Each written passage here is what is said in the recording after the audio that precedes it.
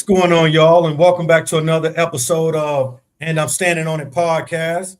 We kind of light today, man. So, we got two of the regulars back on the show. Shout out. What's up there, boy Legend, man? Yo, what's good, man? How y'all been? Man, been good, man. Out here in Denver and freezing. I ain't seen too many black people out here, so I don't know, bro. It's different. Wow, it's like in the mid 70s out here. So you missing out on all that good Vegas weather out here right now, man. Yeah, It's man. just about Everybody this black. one time. Everybody black I'm seeing look like the people that play for the Denver Nuggets, man. I guess you gotta be light skinned with curly hair, boy, to live out here. There's no regular black people here. Hey. But yeah, last but not least, man, got up. What was up, that boy 80 West, man? What's good with you, baby? What's good? Man, it's been going. What's Hell good, yeah. man? It's going. But yeah, man, I thank y'all for coming on the podcast tonight, man. And Sure. I know we kind of talked about this earlier today about a topic, man. So, shout out to 80, man, because I think this is a topic that gets swept under the rug a lot that actually need to be addressed. So today we're talking about mental health amongst black men, the cause of it. I want to get into it. And also I want y'all opinion too on a solution. What should we do, to even fix that, though? To also make men feel more comfortable, being able to speak about it. I know you have some people like your Charlemagne's, and I think you had what's old boy from the NBA dude 6'10", Ben Simmons. I know he dealt with a lot of this mental health issues or it affected his play for the last few years. But I'm gonna start off with 80, man, and I wanted just to speak on, man, about this mental health. Have you ever experienced it, or anybody within the community that experienced it, man? I think at some point we all experience it, man. You know what I'm saying? Where we come from, man, we kind of raised to kind of ignore that, so to speak. You know what I mean? Kind of overlook that part of it. A lot of times we're not given a safe space to kind of even talk about it. You know what I mean? If you was raised a certain way, like the way we was brought up, it's a lot of it where you're not allowed to really be vulnerable. You know what I mean? And so a lot of times that's when shit gets held in. And if you don't have any way to release it, a lot of times it comes out negatively. You can see that it's a pattern of a lot of young men that was raised in our generation, particularly, and probably the ones older than us as well, that was raised not to be able to show emotion, not to be vulnerable. There was never a safe space for it. So with that being the structure, you know what I mean? A lot of times when you don't know how to control, your emotions, or if you have a situation where you don't have an outlet for your emotions, it's gonna come out in a negative manner. And you see that a lot with the youth. You see a lot of the youth, they don't know, they're not solution based. They don't know how to control their emotions, so to speak. You know what I mean? And that's why we see so much negative things happening with the youth, because nobody's corralling these guys in and telling them it's okay to feel a certain way, and we got to work together to make a solution on how you go about releasing them emotions and not letting the frustrations build up. And as a culture, and that's cultural. You know what I mean? I think a lot of men deal with mental health issues, but in our community specifically, we're not given a safe space to even talk about it. You know what I mean? And that's where a lot of our people come into the problem, because when you run into something or you have a situation, you got things building up, you got bills piling on, you gotta argue with your baby mama, you know what I'm saying? You got it's just a number of things that dudes go through on a regular basis that will push the limits of what your mental health can handle. And if you're not properly trained or wasn't raised, with effective methods to contain that or know how to release that, then yeah, it's a problem, man. And it's big in our community, man. It's super big because it's like one of those things that you don't talk about. Like, we don't talk, like depression. I didn't even know what depression was till I was an adult, like, because it was something that we don't talk about. We don't talk about depression in the black homes and well, coming up where I come up from, that wasn't a thing that was spoke about. So like, I didn't really know what depression was until I was an adult myself. You know what I mean? I thought depression was just something that, that was an excuse for some shit growing up. You know what I mean? And that right there is a fault right there, right? Like that shows you that not even having the knowledge of what some of the terminologies is, you can overlook it easily. You know what I mean? And I think that's where we fall short as men, especially as black men, especially black men that have sons. We have to create safe space for their vulnerability, man, because a lot of these youth, man, they have no emotional intelligence whatsoever. Whatsoever. You know what I mean? And that's why you get these overreactions when every time something take place, it's overreact because they don't know how to corral that, or they don't have a different way to express it. You know what I mean? So where you think it all start from though? It starts from the home, because we're being trained this, we're being taught this. A lot of times, I would say for our generation and older, because I think a lot of the younger and it still plays a part, but I think a lot of the younger kids have more knowledge of the mental health issues, the depressions, the anxieties, because there's been a space created for that. However, we have a lot of young black men, particularly, that are being raised by women who can't teach a young man how to deal with the stresses and the strains of the world that as pertains to him. You know what I mean? And we have a lot of young men that are emotional. We got a lot of emotional young men. I work for the school district. I've coached football for years. I worked for the juvenile hall, and a lot of these young boys, they just emotional. And a lot of that feeds back to the fact that there ain't no fathers in the home. Yeah. You know what I mean? When a father's there, a father is guiding you in a different direction, putting some logic into it. For the most part, he should be. I mean, you know, I think that's the purpose of the man being there, is to be able to direct the young man into learning how to deal with those emotions. I know when I was younger, when I was going through, that's why I started playing football, right? Because like I wanted to do shit. I was always getting into shit. I didn't know any other way to let the shit out. You know what I mean? And being raised by a single mother, I didn't have a lot of different outlets. I was raised and taught you can't cry, you can't show emotion, you weak if you do. So we walk around with our chests out, and you know, we bucking on everybody, and it's just, that's not the way that you're supposed to go about that. You have to have a place for vulnerability. You have to have a place for strength. And I just think, unfortunately, in our community, with the lack of with the fathers that are raising the kids, and culturally, what was fed onto us even before a lot of the fathers weren't in the homes, was that black men, or as a man, you're not allowed to be emotional. You're not allowed to be vulnerable. It's kind of a, you know, it's a disadvantage, so to speak. You know what I mean? So, I mean, that's my take on it. You know, that, and I'm speaking from my own personal experience. You know what I mean? Yeah. So, you know, going back to something you mentioned about starting in the household, you know, and I think a lot of us, if we think back in the household, is growing up as kids, you know, something happens, we are told not to cry. If you got that aggressive parent, is, boy, be quiet. Yeah. Shut up. You know what I mean? Suck it up. And we kind of taught that. So, you know, when we get older, we still kind of carry them same traits as a man too. Not to show no emotion. We got to be quiet. Something happened to us. Don't speak about it. Suck that shit up. Yeah. All that. And men go through shit too, like you said. And also, as far as they're saying, like within the black community, we don't go seek help. I think a lot of times too, that start in the household as well. You know, I'm gonna just be 100, man. A lot of black people don't have no insurance. So you think if they go seek help, that all in their head is probably gonna be an extra bill that nigga don't want to pay. But not even that part though. We was kind of told we wasn't really privy to that, bro. Like, yeah, like that's not something that a lot of black families will put in the environment. Oh, you need a therapist, or you need to go see somebody, you know, about what's going on. It was always something that you needed to fix, right? Like that was the whole purpose of it. Like, you need to fix something, or you need to, you know, you just acting out. No one.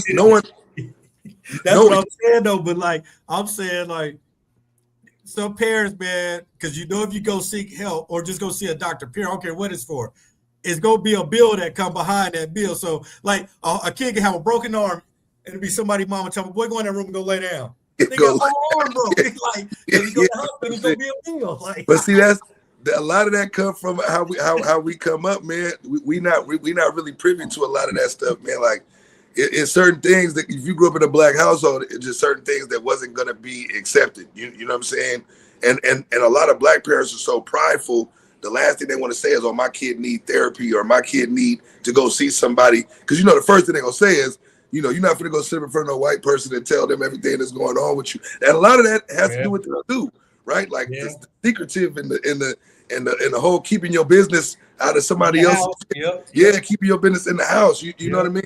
So we wasn't really able to. If you couldn't talk to nobody in the house, you damn sure didn't have nobody to talk to, because we was raised.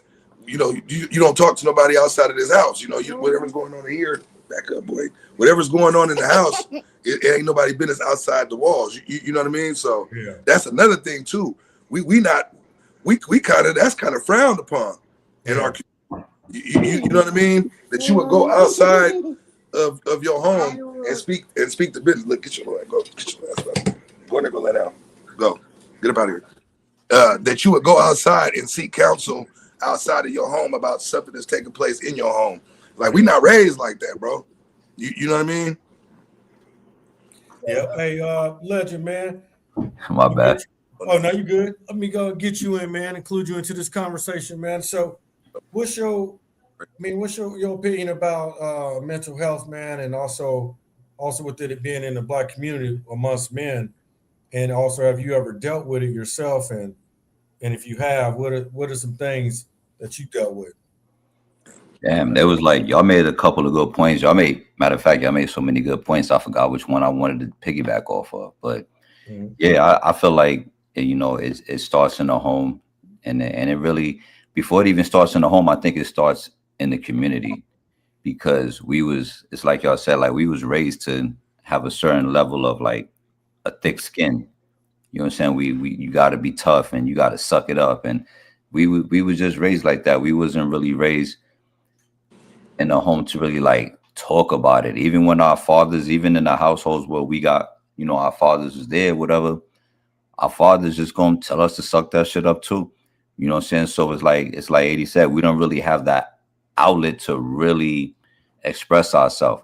You know what I'm saying? And it's like, and it's not even just from emotional standpoint as far as like mental health goes, because I remember like being in New York, like I used to leave my house and I would say to my peoples, like, yo, I'll be right back. I'm about to leave the crib, go get harassed by the police, go get stopped and frisked. And that shit contributes to your mental health. That can, the everyday stresses. So it's like 80 said, like depending on where you come from, a certain type of background, these are the things that contribute to your mental health. Because like as black men, we face certain struggles that a lot of other men from other races don't struggle like that they face. You know what I'm saying? Like I literally used to walk out my house, and when you have to tell your people, like I said, like I'm about to go get frisked, hopefully I'll make it back safe, I'll see y'all in a minute. That's crazy. Like that shouldn't be the first thing I leave my mind when I'm walking across the street to the fucking store. You know what I'm saying? But that was my mentality. And that's what I literally, like verbatim, used to tell my people, was like, yo, I'll be right back. I'm going to just go and get frisked, because the hop out boys already know they out there. You know what I mean? So it's a lot of stuff that contribute, as far as like the stress and black men's mental health. And then, like y'all said, also, we're not allowed. One thing 80 said that really stuck out was our generation, our age group and older, because the younger generation, they've raised differently than what we were in our generation. You know what I'm saying? So it's like I was raised in an era where it was okay for you to be in touch with your feminine side. Like how else was you going to understand women if you weren't allowed to be in touch with your, how else would you understand the feminine side if you weren't allowed to be in touch with your feminine side? And back when I was growing up, it was okay to be that way. It was okay to be who you were. Now you saucy and you spicy and you you zesty and all that. Like, so it's different the way, you know what I'm saying, when we came up. You know, I wasn't afraid to be in touch with my feminine side. As masculine as I was and as masculine as I still am, I didn't really care what you know what I'm saying, what people thought. And I knew who I was. I was comfortable in my skin. My skin was and still is thick. And, you know, I dealt with what I had to. But as far as like the other shit like that contributes to the mental stress and all that, yeah, man, like getting chased by dogs and you know what I'm saying, like running into dudes, and there's a lot of stuff. It doesn't just always start in the household, because, you know, there's a lot of shit that we go through as coming from the backgrounds that we come from that contributes to the stress, as the stresses of being a Black man, whether it's at the job or wherever it is, that a lot of other men just don't have to go through. And I was telling my shorty before you said that, right? I was just telling my shorty, I was like, it's funny, and this was just a few hours ago, like earlier this afternoon. I'm like, yo, like between, and I'm removing Mexicans, I'm removing Asians. I'm just talking about Black men, Black women, white men, and white women. We it's just certain things that as Black men, we know, not even Black women, have to go through, you know what I'm saying, as far as like what's expected of us as being, you know what I'm saying, as just being just basic human being shit. You know what I'm saying? Like being a Black man. Like Black women don't have to face a lot of shit. You know what I'm saying? It's just like this. There's more pressure on Black men as far as mentality, the mental goes, than there are Black women, because we went from an era where Black women used to be independent. That's not even something that women got to worry about. You know what I'm saying? Like you never hear about, I'm an independent Black woman, because Black women ain't even stressing over that shit no more. They more worried about where you taking me and paying my bills and all that shit. So they're not even worried about a lot of the shit that they used to worry about. But that pressure that they not worried about, I feel like it carries over to us, and it just adds on to all other shit that comes with being a Black man, man. Especially in today's time, man. I feel you, and I want to touch on a point when you brought up the workplace. I know there's a lot of different reasons that can cause mental health amongst Black men. One is in the household as a child being brought up. One, like you said, is in the workplace. Like there's times that, you know, we can be in an environment at a job and we get stereotyped to be the typical Black person, could be man or woman in that case. Something could be said to you where, you know, I shouldn't react, because somebody might not believe you, take your side on things because you reacted in the wrong way, and you might react the way they think a typical Black person gonna react. You know what I mean? So now you kind of look, even if you're innocent, you kind of look at fault because you reacted in a different manner. You know what I'm saying? And you just took it there. Somebody poked at you, and then you end up taking it there. You know, again, another mental health issue is what you said too about living in certain areas with the cops fucking with you. You know what I mean? That causes a lot of mental trauma as well.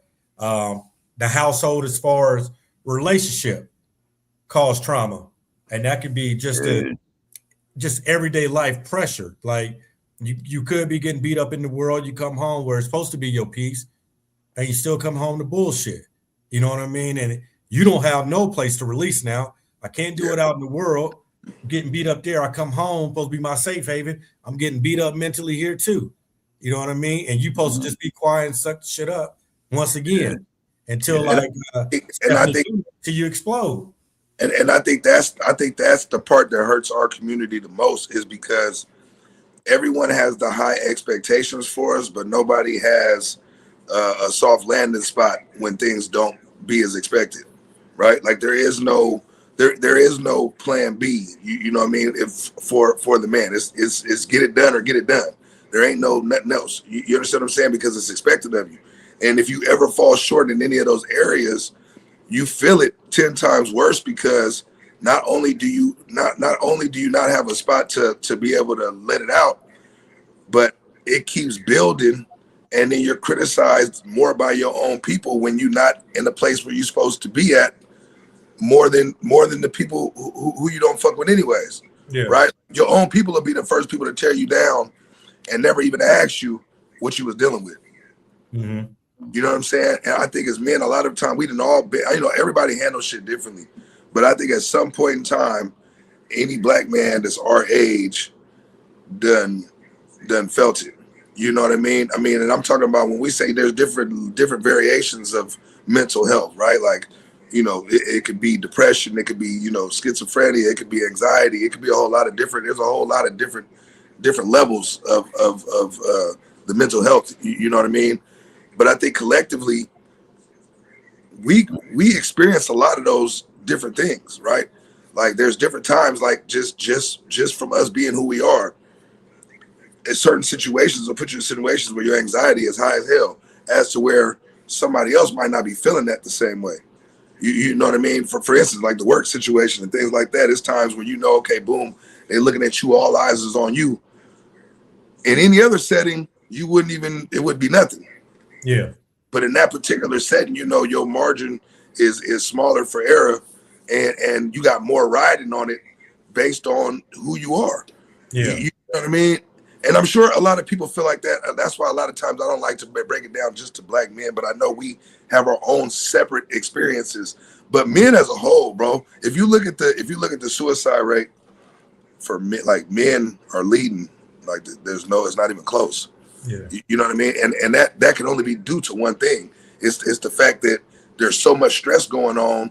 I mean, because we're talking about suicide. We ain't talking about, you know what I mean? No other form. We're talking about just straight suicide. The suicide rate for men is way higher than it is for women. You know what I mean? Well, at least the last time I checked it was.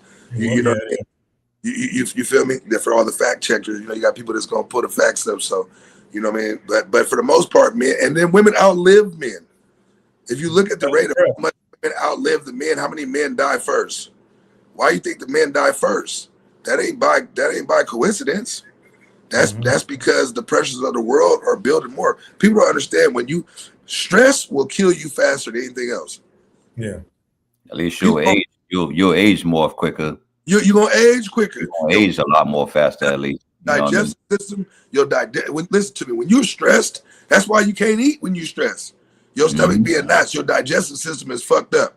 You don't get sleep, so then you start aging quicker and shit like that. You turn to vices, whether it's smoking, drinking, doing drugs, or whatever it is. All that shit put wear and tear on your body. You don't eat the same like you're supposed to. You ain't exercising like you're supposed to. Your blood pressure get high than a motherfucker. Cholesterol high than a motherfucker. Everything. Nigga got Hey, let me piggyback off you right fast. All off of stress. Stress will kill you faster than anything else, and people don't understand that because there's so many variations of what stress will do to you that it'll tear you apart. Anything that you're dealing with that changes how you eat every day, what changes how your day-to-day activities go, what changes what you putting in your body. Like, just think about it. Motherfucker be stressed, and what 9 times out of 10 what you gonna do? You gonna drink, you gonna smoke, you gonna light a cigarette, you gonna light a blunt, you gonna do something. You know what I mean? I mean, just think about it. And because those are the vices that we were given. See, we wasn't given, go talk to Dr. Phil, or go do breathing challenges and breathing exercises and all that shit. We wasn't given all that. You feel me? We was given vices that in return fuck us up, because that's just what was passed down to us. That's no one ever says, hey, if you feel like this, let's get together, let's talk about it, or let's put a group together that does this and that. Like we said, you can get a group of motherfuckers to go to the club, but let you have a real issue. How many can you get that same group of people to come by the crib and make sure that you ain't jumped off the ledge? But 80, let me ask you this. You feel me? Let me ask you this, 80, not to cut you off. So we got to do better, man. As men, I think that's where we got to break the cycle. Like, hey, let me ask you this. I know specifically for me, I tell my boys all the time, and it ain't nothing you can come talk to me about. You know what I'm saying? Come holler at me. You know what I mean? Come holler at me. Because if you don't feel that you got anybody to talk to, you're gonna make mistakes. And if I'm not, I don't care if you're right, wrong, or indifferent, but at least let me know what's going on, so I'm not blindsided. That way I can help you with what's going on. It might just be some shit. It might not even be nothing to do with trouble. You might just have something on your mind. Don't let that shit eat you up. Come talk to me. If I don't have a solution, maybe we could work on a solution together, or maybe you don't even need my solution. Maybe you just need to get it off your chest. A lot of times getting shit off your chest will change how you react to shit. Yeah, but if you don't have any safe space to do any of that, if it's deemed as weak or vulnerable, or being vulnerable is weak, or being able to express your emotions is weak, that's why we in the state that we in right now, man. Mm-hmm. What up with it? Look at him. Look, he late. And it was asking about you earlier, talking about you should have been the main one on here, talking about mental health. You know what I'm saying? Reflection over here, but yeah, man. Before we get to your reflection, let me get up to Legend, because I know Legend was trying to get something off here. Hey, what I wanted to ask Eddie, what up? What up, Reflect? First of all, what's up, family? Fellas, Okay. what's up? That's what's up. Eddie, what I wanted to ask you was, like, do you think, and this is I'm asking, y'all hear me? Yeah, I can hear you. You can hear him? Yeah. I want to ask everybody on the panel, like, based on what Eddie just said, do you think that in a sense that we kind of stifle ourselves? You know what I'm saying? As far as like not giving ourselves the opportunity, because I know, like, we talked about the mentality is the need to feel tough. We think the way we go about things is, if we go and talk to somebody, we soft. You just took that opportunity. To me, you just took that opportunity away from yourself, because you probably had somebody to talk to, but because you think it's going to deem you soft, or you was thin-skinned, or whatever, however people going to label you.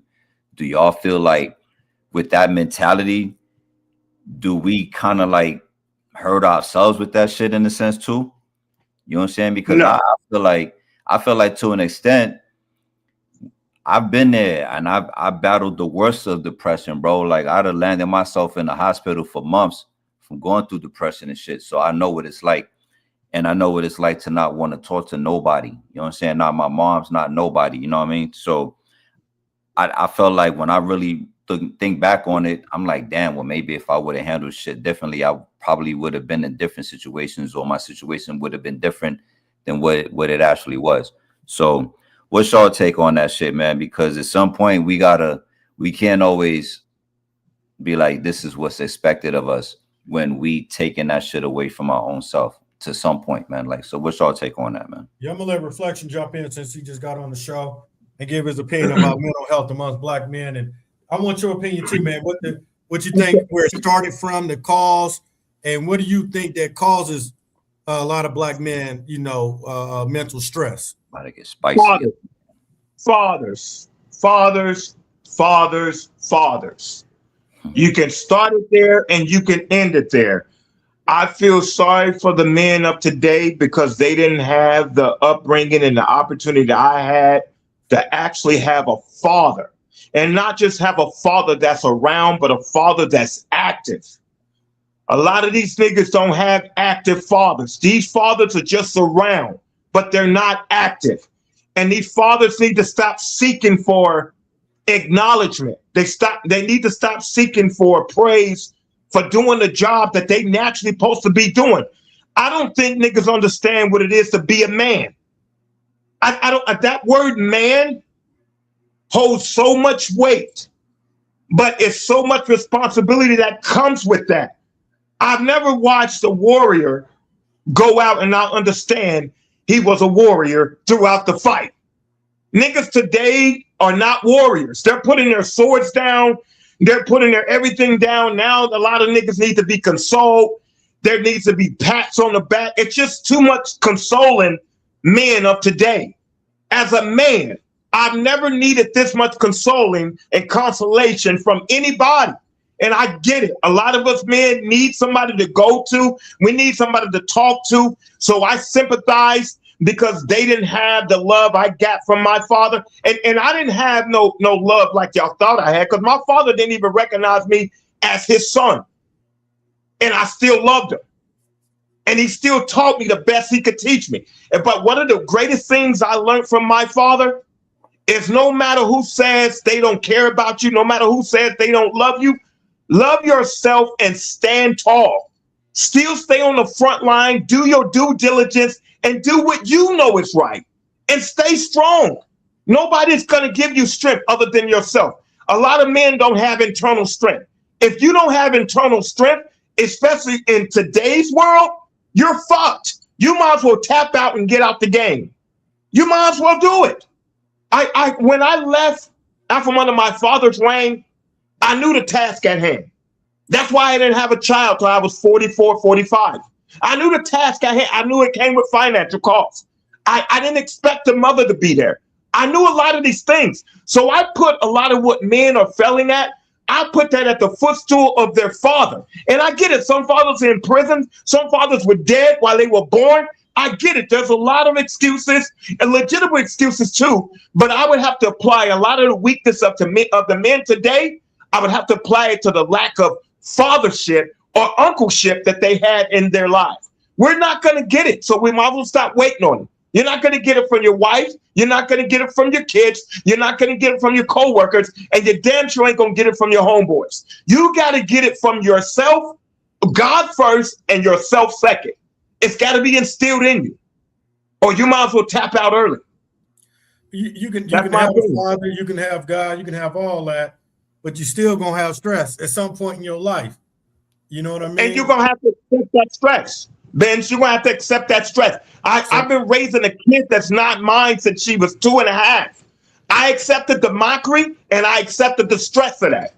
I accepted being her financial provider. I accepted putting her in school. I accepted being home when I needed to be, the raiser. I accepted all of that. As a man, you're going to have to understand you have no help. We have no help. What you're saying right now, oh shit, hold on. What you're saying right now is actually what the topic is about. You saying that as a man, and this is how we start this conversation, as a man, you're required to deal with this and deal with that. This is what's making the niggas go crazy.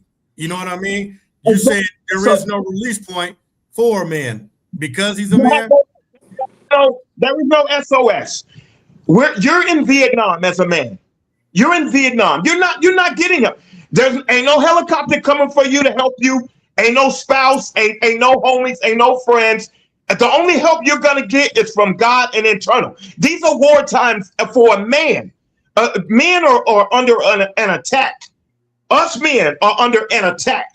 We're under an attack from social media. We're under an attack from the media itself. We're under attack from just being a father. We're under attack from divorces. We're under attack from girlfriends. We're under attack on all levels. So when you're being under attack like that, you have to retreat and figure out how you're going to navigate and war yourself through it. It's a war now.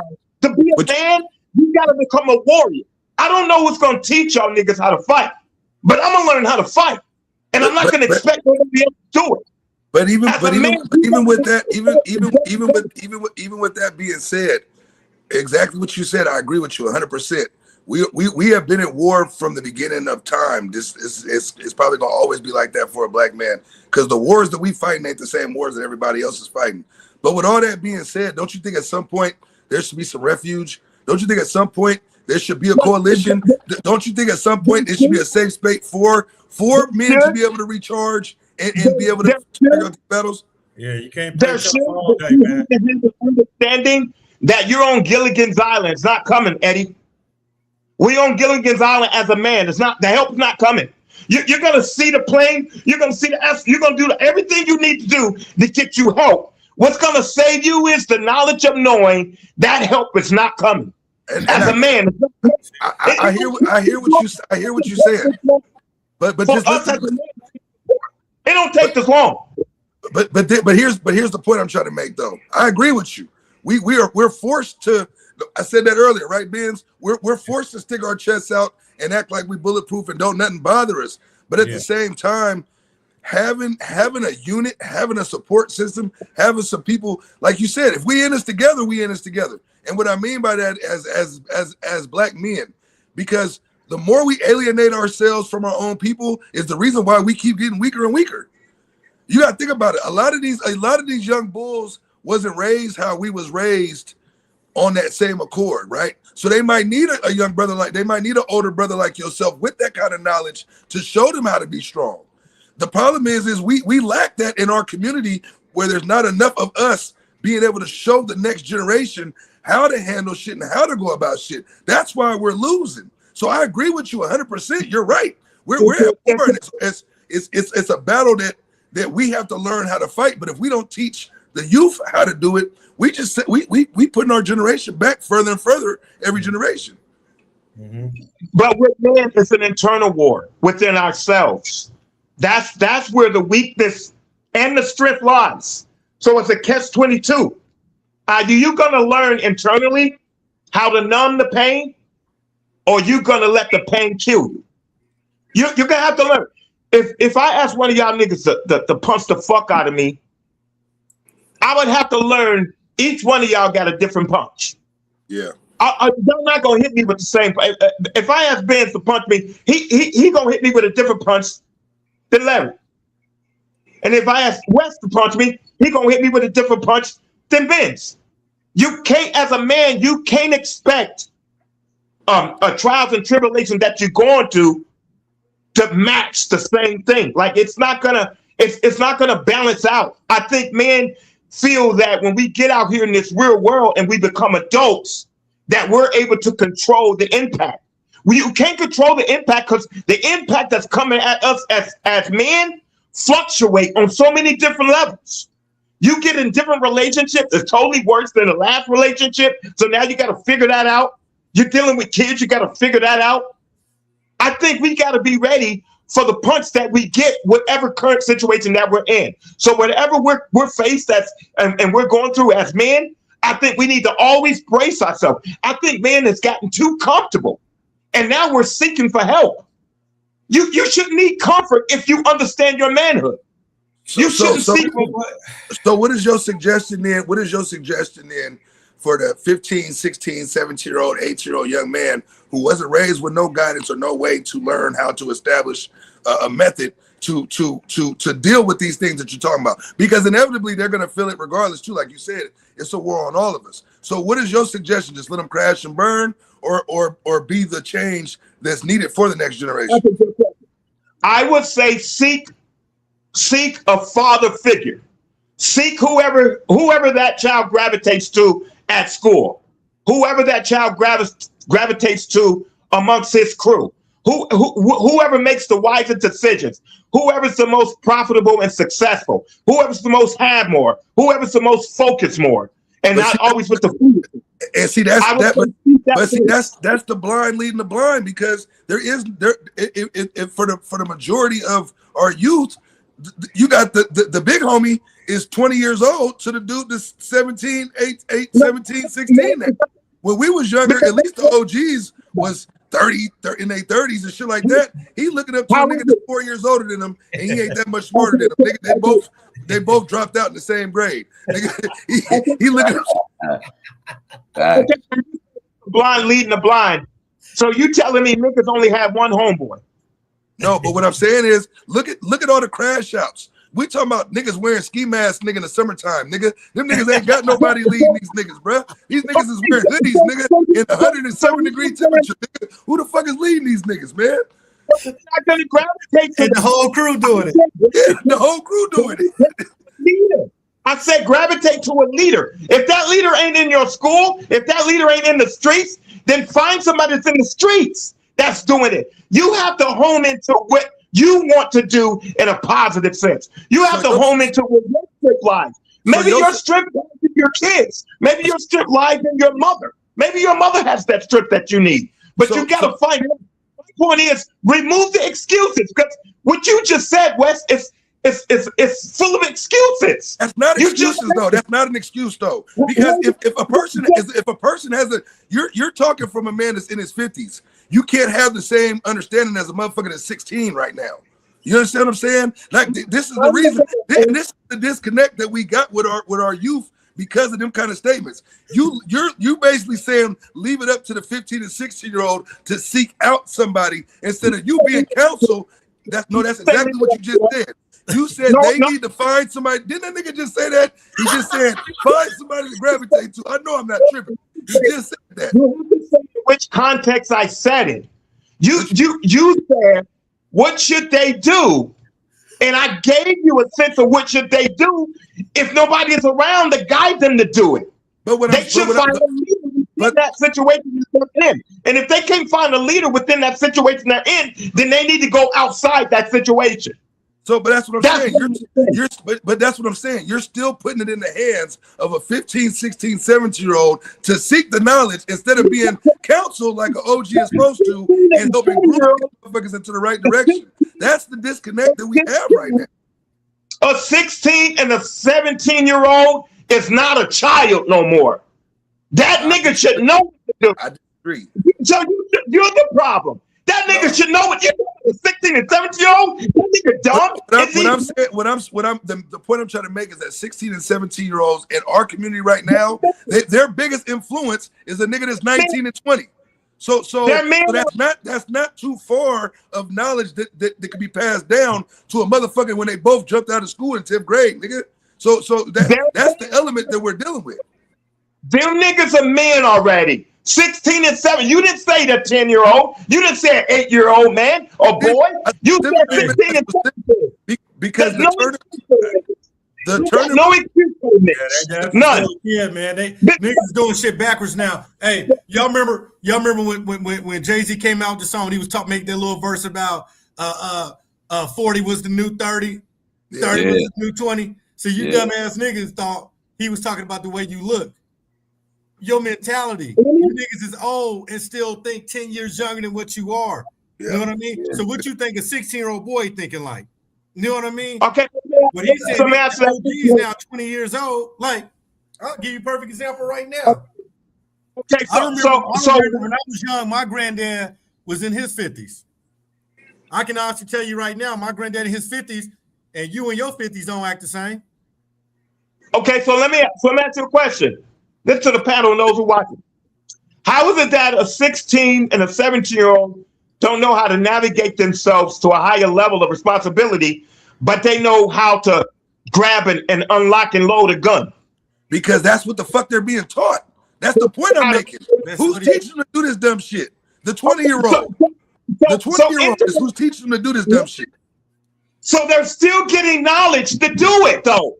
Knowledge is not bad. It's how you use knowledge that make it bad. But It's who you get your knowledge from, though. That's what he's trying to make. The point is who you get your knowledge from. Exactly. the source That's of the it point he's trying to make, is that who you get your knowledge from. If you get your knowledge from niggas around your same age demographic, exactly. it's The not source, really knowledge. the source That's of the influence. There's a difference between influence and knowledge. the source of the information that you're retaining has a lot to do with your outcome. So if the source, like Ben's just said, if Ben's grew up where his grandpa was in his 50s and that was a person he was around frequently, he's gonna learn to mature in a different way as opposed to a young dude who's learning from a nigga that's only 4 years older than him and influencing him all his life. He's dumb because a 16 and 17-year-old know what's right and they know what's wrong. Even a baby that's born knows what's right and knows what's wrong. Because when the doctor spanks that child cries because they've just been dealt wrong. Something is wrong. Why am I being hit? This is a baby. How is it that a 16 and 17-year-old wrong? You know your life is wrong at 16 and 17. You know how you move. I'm a sheltered kid on this panel, and a lot of responses that y'all be giving me don't make sense. It doesn't make sense. But because this is the difference. This is the difference. This is the difference, though. We got a statement coming from somebody who's never involved themselves with the inner city youth, as opposed to someone who deals with them every day on a regular basis. So I'm seeing the dumbass mistakes that these 15 and 16-year-olds are making because they don't got nobody in front of them to show them the right fucking way. Yeah, they supposed to know right from wrong when you're 15 or 16. But would you give a 15 or 16-year-old your goddamn checkbook and tell him to balance it? Fuck no, you wouldn't. Because you know he ain't got the knowledge to fucking do it. Why you think you got to be a certain age to buy a gun? Why you think you got to be a certain age to get your driver's license? Why you think you got to be a certain age to vote? Because at a certain maturity level, you have to get to a certain point to be able to understand what's going on. They don't let 15-year-olds vote. Why you think that? Why you don't think a 15-year-old can vote? Because they're not fucking smart enough. That's why. They're smart enough. They're just dumb. So this is the problem I have with the panel. This is the problem I have. You can Why is it that do anything you want? You yourself can walk out to a group of 6-year-olds right now and influence them. Probably do whatever you want them to do. Exactly. That's the point I was trying to make. I'm not disagreeing with you on that aspect of it. All I'm saying is, as the older black men who know what these kids are going to face, who knows what a 20-year-old is going to face, who knows what they're going to go through in life, and we've already experienced it, I feel it's our obligation to navigate these young boys in the right direction. And I say that, and I can say that wholeheartedly because I spent a majority of my life involved with the fucking youth. You see what I'm saying? Like, if no one's going to change the direction, we can't complain about where the fuck we end up at. Okay. So I have two responses. First, I get my sleep every night. I get good sleep. And this is no knock to people who don't. There's no knock to people who have anxiety and stress and going through something. I get my sleep every night. I'm not I don't have depression, thank God. I don't have stress. So this is an answer to people that says, where am I at on this episode tonight? Because they feel like I need emotional guidance. I'm so good internally and externally. I am good. My second response is to you, Wes. Have you ever interviewed me to find out why I'm not qualified? Why do you niggas always say I'm not qualified? Because why do y'all always say that? The only reason I'll speak for myself. The reason why, hold on, you want me to answer, right? Let me answer. I'll speak for myself. The reason why is because some of the fucking statements you make are make me fully aware that you have no engagement with half the shit that we be talking about. No direct engagement. I'm just keeping it real. I'm talking about direct engagement. You know, in Buffalo, New York, I used to hit the streets with my younger brother, and we was on the streets. You know, before my father passed, this nigga was in Watts, California preaching, and I was right there setting up the tent service for him. You know, there was bullets zigzagging under the tent service while my dad's preaching, and we up there on the platform. We got bullets zigzagging through the tent. What right do you have to say I don't have a resume to qualify and talk about what you're talking about? It makes no sense. He didn't say Why that. you don't know? Ask me. Because when I'm making my statements, it's based off what your replies and what your responses are. And 9 times out of 10, your responses and replies aren't that of someone who's involved with the shit that we be talking about. I'm talking about I'm hands-on. Like literally, I'm hands-on. Question. Hey, Benz, if I asked you for a job and you gave me an application and I returned that application to you half filled out, would you give me that job? No. Wes, how can you go by what I say on here alone? Get my whole application. And once you read my resume, but see that's the whole thing though. When we on here making statements about certain things, we talking about certain topics, your responses, there's responses that somebody give that has knowledge of something, and then there's fabricated bullshit. You understand what I'm saying? And 9 times out of 10, nigga, you be way over here on the fabrication shit. We be talking about some shit sometimes that only a person that hands-on is going to have knowledge of, or someone who's experienced. Or someone you know why I'm doing that? Because of my delivery. That's it. I'm bringing the message that counts, but it's because I'm the messenger with a loud mouth. That's it. But that ain't got nothing to do with it. It ain't nothing wrong with being loud, but being loud and wrong is a problem. Nigga, that's the problem. It ain't nothing wrong with being loud, nigga. You can be as loud as you want, but loud and wrong work, nigga. Sam, I just said 17 and an 18-year-old, they're men already. What the fuck are they asking for a handout for? It's not about a handout. And see, that's the problem.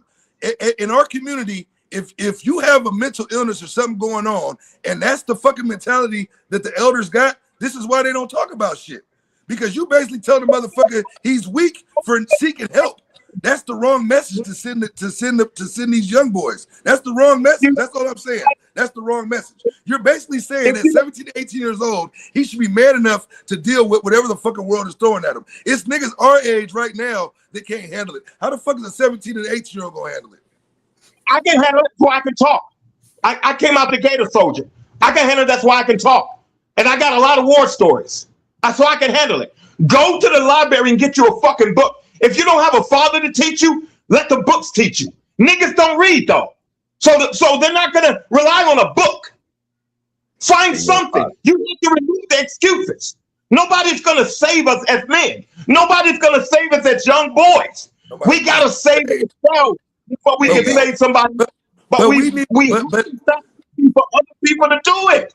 They're not going to do it. I disagree because I feel like this. If you made it as far as you have, and you have the war stories you have, and you do have the resume that you claim that you have, then that you are obligated to you're obligated. I feel you are obligated at some point in your life to try to help redirect a youth, or even if it's not a bad kid. We won't even use a bad kid. We'll just say a young man that doesn't have any guidance. He may get good grades in school. He may not even be involved in no gang shit, but he lives in an area where peer pressure is constantly happening. Maybe he needs some different ways to find out how to avoid some shit because he don't want to be on that bullshit. You think he's supposed to let that burn too? I've never been around a situation that was discomforting to me and I didn't know how to navigate and get the fuck out of it. A lot of these niggas that's in the streets, bullshit. They know it's wrong.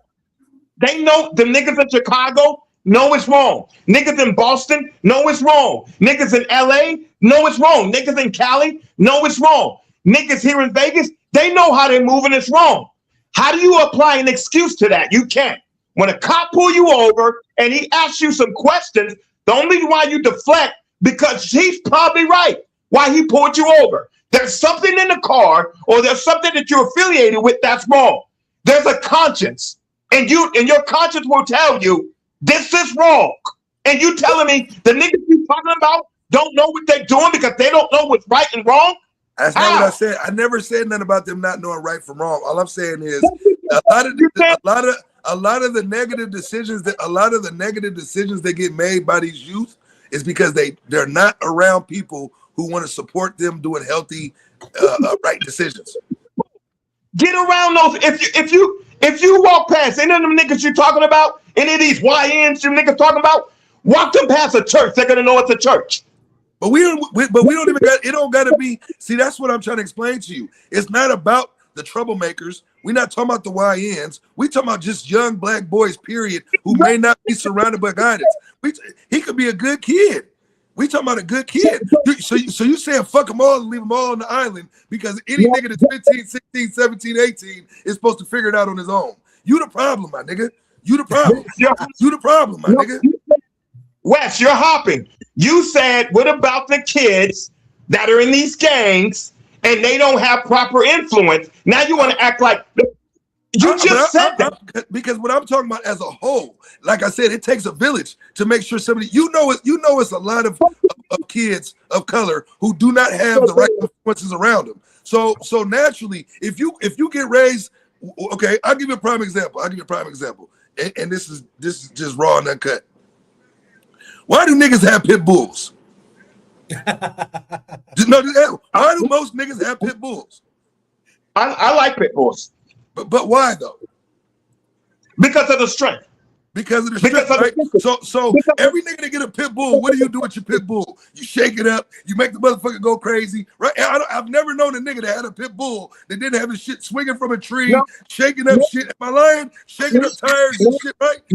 Hear me out though. If that's how the fuck you're raised, you're not gonna know anything different. You know why I like pit bulls? Because I always assumed it was always instilled in them. Say I'm wrong. Yeah, everybody to be killers, right? To be killers. That's the only reason why niggas like pit bulls, because they're intimidating. No, am I lying? Bitch, you laughing, but am I lying? Hold on, y'all. Let me just get y'all a time out real quick.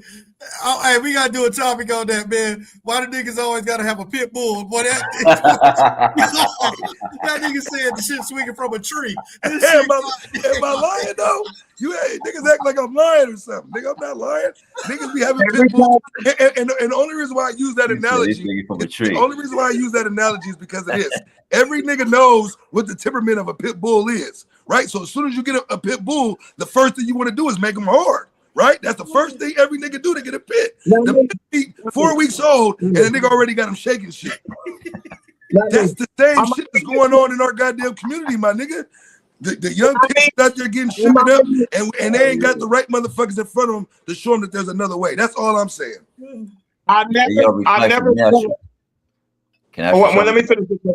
One moment. Let me finish. Let me finish real quick. I never sought after owning a pit bull and felt like I had to train it to be a pit bull.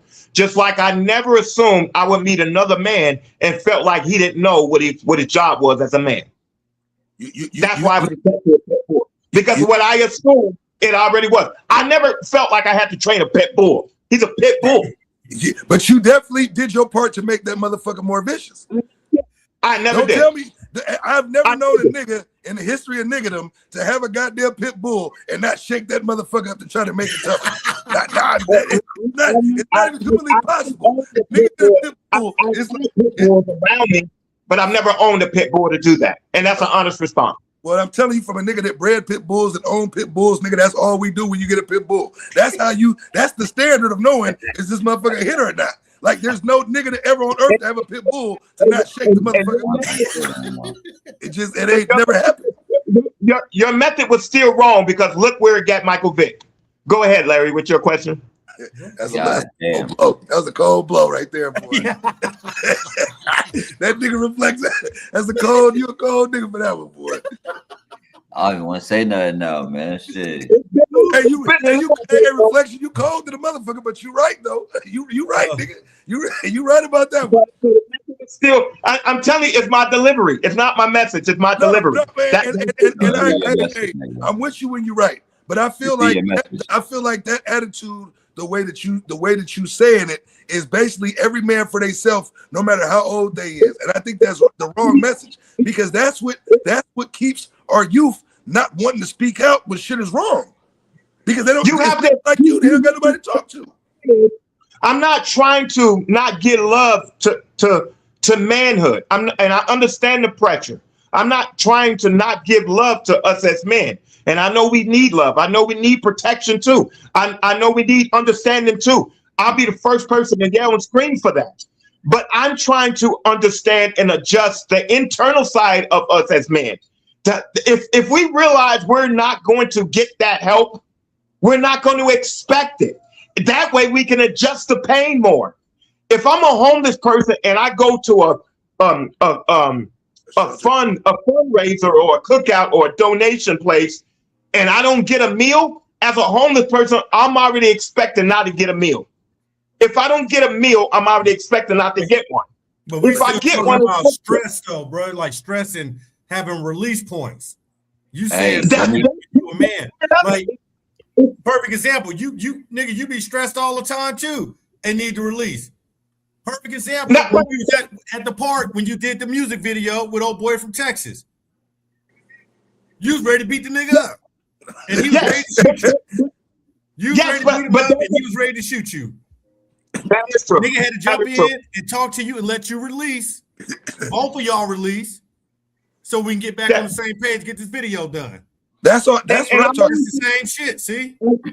I'm only saying it's true because the story you're telling is true. And if it wasn't for you, that situation would have possibly put me in a body bag. So I really appreciated you for Farrakhan in that situation. You conveniently left that shit out, right?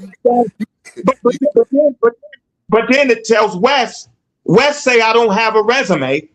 And what was my resume like at the park? Did I look to you, Benz, to get me out of that? No, you didn't. I didn't. I was 10 toes on that. But here's the flip side. But hold on, here's the flip side to that though. Because Benz was a good nigga, he stepped in like I'm telling you, we need to be stepping in for our people. That's all I'm saying right there. Because Benz could have sat back and said, you know what? That's on that nigga, every man for himself. He a man. He didn't figure out how to get out of that shit. Benz wouldn't have did it. You know why he did it? Because my resume was good with Benz. A lot of niggas' resume is not good with each other. But what I'm saying is, under your theory, that every man is supposed to figure out his own way to deal with what's going on and not to look and expect for help. If Benz would have had that same mentality, it would have been you and whatever you was facing by yourself. It's only for the niggas that are in that situation. If you don't have help, why are you continuing to ask for it? If you don't have help, why are you continuing to ask for it? When I wake up to be a provider, I wake up by myself. I don't look for nobody to help me. I don't. So you don't think that there's no strong men on this earth who have hit a hard spot because and we're talking about good dudes. We ain't talking about street niggas and all the other shit. We talking about good men that take care of business, and at some point they hit a hard spot to where they don't have a release point. So so in your eyes, them is weak guys. We're not. Yes, because we're not pulling from Malcolm X. We're not pulling from. But you see what happened to Malcolm X, right? You see what happened, like you told me with Vic. You see what happened with Malcolm X, right? Other than bitches, where was his weakness at? Other than females, where was it was the niggas around him. It was the niggas around him, literally, that killed him.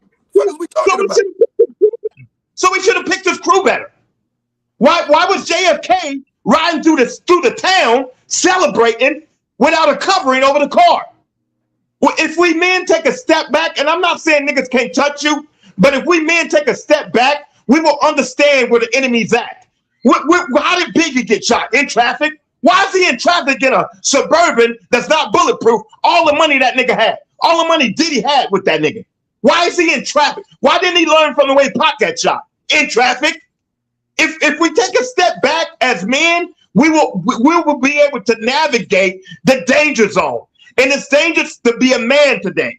To be a man nowadays in 2026, you have to wake up with the understanding of today is the day that I could die. You have to look at it that serious.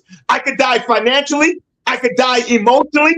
I could die relationship-wise. My wife could pick up and that's the shit that causes the stress. That right there is what causes the stress. That's what has niggas' mental health fucked up right there. Everything you just named is why a motherfucker who don't even have no problems that they created on their own, like what I mean by niggas that's in the streets doing stupid shit, right? We talking about regular, just black men, right? That ain't even on no bullshit or nothing. Everything you just named is a byproduct of what the world brings to a black man on a daily basis that will put a man's mental health at jeopardy. It is, but so you have to ask yourself, our weakness got us to this point. I think men are weak of today. Men of today are weak. They're mentally weak. They're emotionally weak. I think you for help. I think put me on the floor. Put me on the floor. I'm still not gonna ask for help. A reflection. I think like you said earlier, right? You said a 16, 17, 18-year-old, they should look for guidance among their own peers. That's what you said, because you said they know better and they grown, right? That's what you said, right? I said find the leadership within that circle. But look, you surrounded by like-minded. Listen, but you surrounded. How you gonna find leadership when you surrounded and you looking for leadership around and from like-minded individuals? Exactly. Now, I say that to say this. I'm glad Ben's brought up you and Ben's brought up what y'all did, right? Because the age difference between, and this is the point that I was gonna make earlier. I was gonna say that the era we live in right now is the niggas that's younger, this younger generation ain't even respecting the OGs. First of all, I've already brought it up on several episodes. We don't even have no more OGs in our community, my nigga. We don't even have OGs to look up to. And this is before the generation that's current, right? And when you look at niggas today, right? You look at today's generation, everybody's an old head.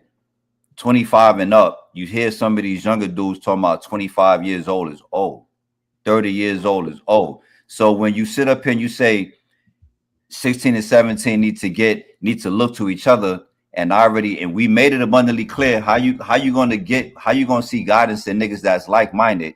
What how the fuck are you winning? Now, I say that to say this. Hold on. I say that to say this. When Ben said the situation when we was at the music video, because I'm pretty sure we talking about the same video shoot, right? That I was at, right? That we was at. That just drives my point home that these younger dudes looking at his age and looking at your age, I'm not calling him young. I'm not calling you old. But the younger dudes, they not listening to older niggas, bro.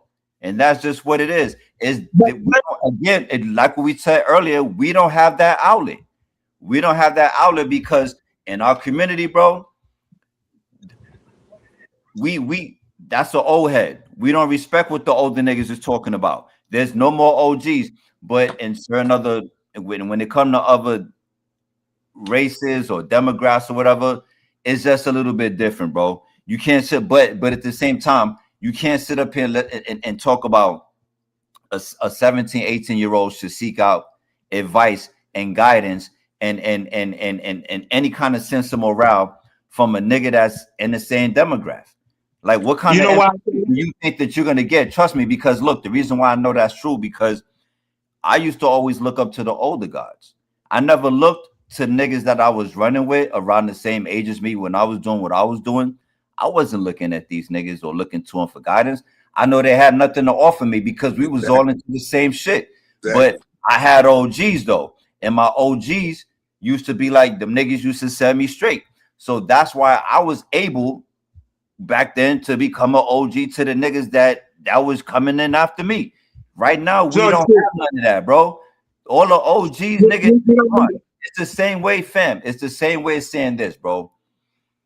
It's the same way of saying this. We all got OGs, like whether it's Big Ma or whatever auntie or whatever our grandma, whoever. All of that. We buried everybody that used to keep any kind of structure that we had as a community, and whether it's in a family household or whatever, we buried them all. We don't have that anymore, bro. They all gone. Whether your OG was Big Ma or OG was grandma or OG was your own mom, we just don't have that no more. So when you sit up here and you say, look, 16 and 17-year-olds and these niggas is grown, these niggas is not grown, bro. They should know the difference between right and wrong. And I get that. I understand what you're saying. But looking at the mistakes and look at how these little niggas is moving, what makes you think that these niggas know the difference between right or wrong with the shit that they out here fucking doing, bro? These niggas out here making the worst mistakes on purpose. How you out here fucking up making mistakes on purpose, bro?